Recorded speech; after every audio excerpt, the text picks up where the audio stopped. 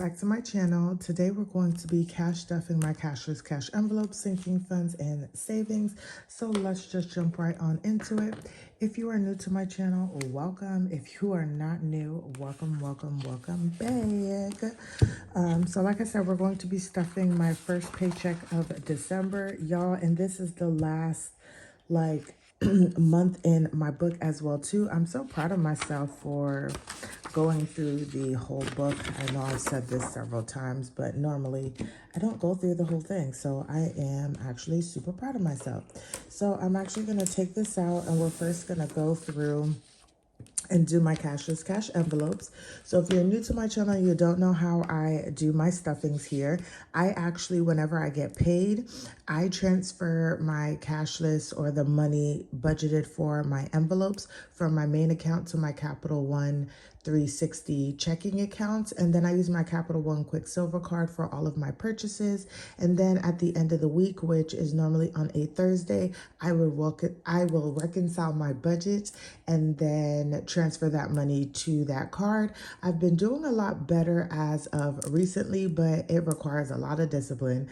I do this because it's just a lot more convenience for me, and I like using my credit card to get my cashback rewards and all of the other different things that I do get. So my 5 categories are groceries, gas, household, personal, and spending. And I budgeted $156. So we're going to see exactly what I actually decide to put into my envelopes.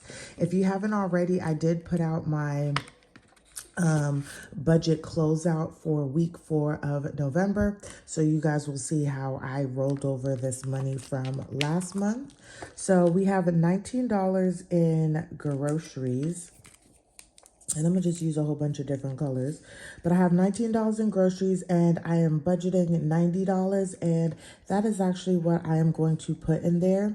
I talked about wanting to do $100 each week, but because this month is a 5 paycheck month, and one of those weeks are gonna kind of be an off week because it's the holidays, I only did $450 instead of a full $500 budgeted, but we'll see, that can change. So I'll be doing $90 each week. So 90 plus 19 equals 109. So then we have 109 here, and we're just going to put $90 here. Okay. And knowing how I don't think I maybe cooked once this past week. I don't need a lot of things for for groceries, so I might already, why am I putting this up? I might already be in good shape. Next is going to be gas. And gas is budgeted at $36. And we are going to do $36. And so we are going to add 24 plus 36, which gives me exactly $60 for gas. And we're going to put here that we are doing $36. Gas is coming down some. And I'm not going to lie to y'all, I normally fill up my gas tank every half a tank. I've been letting it go down a little bit more. A little bit past, but I'm still only just filling up once a week, so that is a good thing. Next is going to be household. This is going to be my first time filling up for household in a very, very long time, but I'm adding household back to the cashless cash envelopes, and in another video, I'm going to kind of talk about what my plans are for this account going forward, but really it's about just covering small things. I'm putting $5 into there. The small things that we may need for the house, but also for baby girl and purchasing her formula, if she needs boogie wipes or something like that. I try to stock up or bulk up on her diapers and wipes, so that isn't something that we purchase frequently, but I'm gonna use that household budget to start doing that now that we're getting really our Amex card under control and trying not to spend too much. Next is going to be personal, and that's personal for me. I am going to be adding $20, and so that will put me at $31. And that's just for anything for me, my hair, my nails, my toes, my eyebrows, just anything specific that I need just for myself or care for myself. Lastly is going to be miscellaneous, and I am actually going to budget $5 into there. So I'm staying on budget this week with my cashless cash envelopes, and that is going to put us at $12 to work with for miscellaneous. So we have that here. So our cashless cash envelopes, y'all, have been stuffed, and I will go to my account because I like to stuff them first, know what I'm sending, and then I go to my account and send it off to my Capital One 360 card. And this little booklet here is from Craft Your Heart Out. I do have her information in my description box below.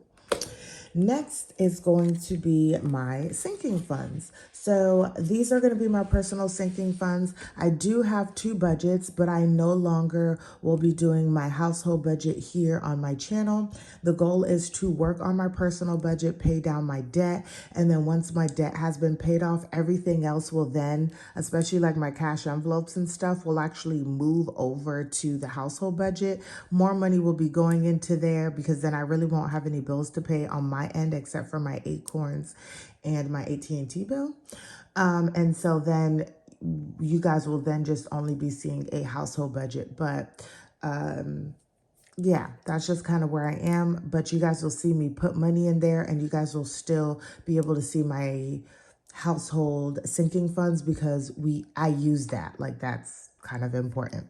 So these are my personal sinking funds. So I still save stuff for myself. So we're actually going to go and stuff those. So I actually just have a savings tracker back here. I had some extra sheets, so I'm just using them up for the remainder of the year.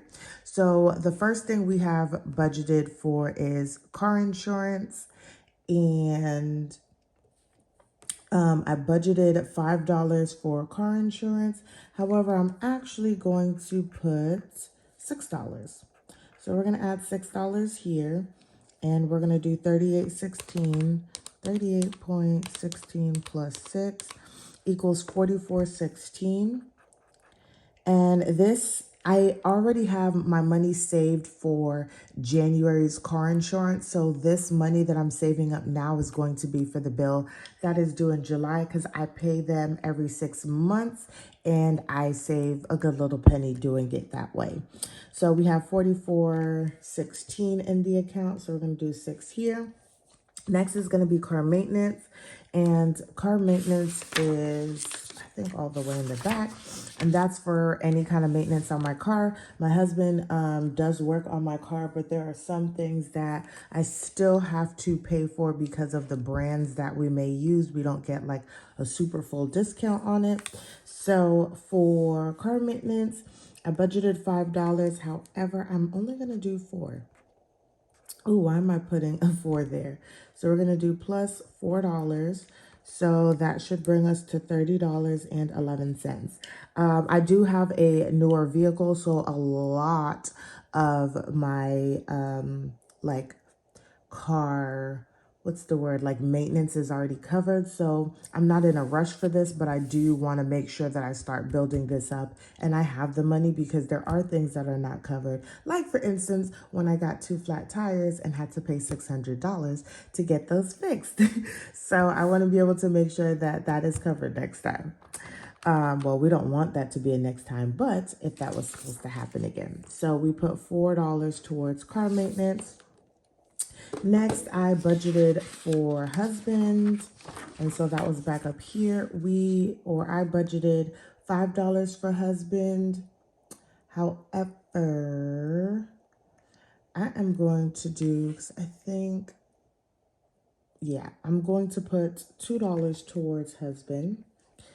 And this is just for sweet little things that I want to do for my husband in the future. A lot of the things that he enjoys doing, they're quite expensive. So you can't just go out on a whim to go and get it. You kind of have to like save for it. So that is kind of just what I am doing. Maybe not next year, but the year after. There are some fun things that I would like my husband to enjoy. So husband got 2. I budgeted for PTO at $5, and I'm actually going to put $5 in PTO. And what PTO is just paying myself forward for time that I may not have in the future, but I need to take off time from work and I still need my bills to be covered or something. I can pay myself back for that time off. So 12.2, and I'm doing $5. Now, Tasha over at Mind Your Money, I know she's doing a challenge, except she's doing it the way where you actually pay yourself your hourly wage. So if you were making $30 an hour, then you're putting $30, every time up until you reach whatever goal.